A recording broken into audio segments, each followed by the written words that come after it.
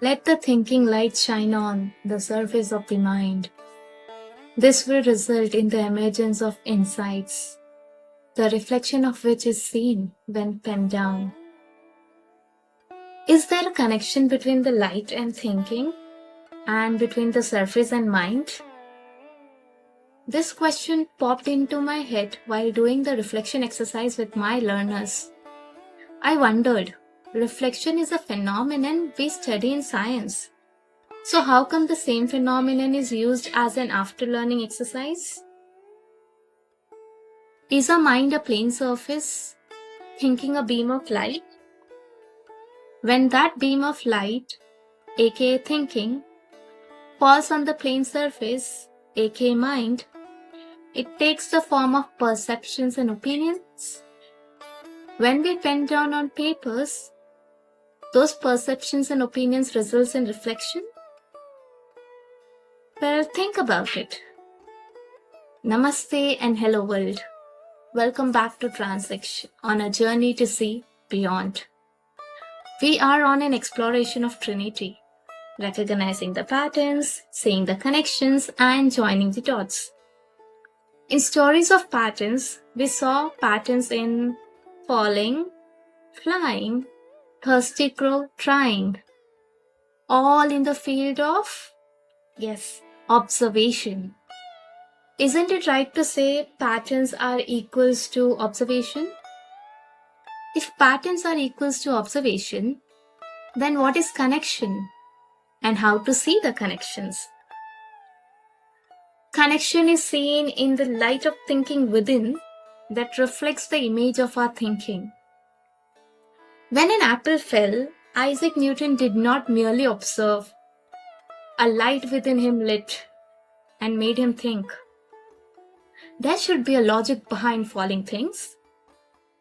Today, we all know the logic that was hidden. Thank you, Mr. Isaac Newton. Connection is seen in the voice of thinking within that reflects the echoes of our voice within.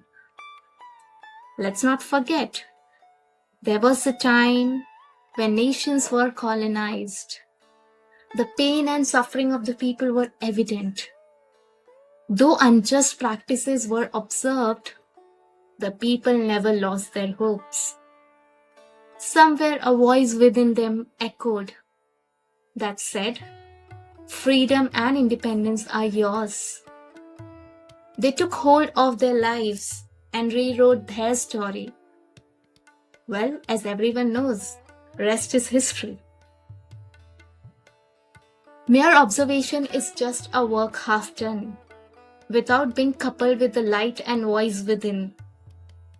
If pattern is observation, then the connection is the light and voice of thinking within.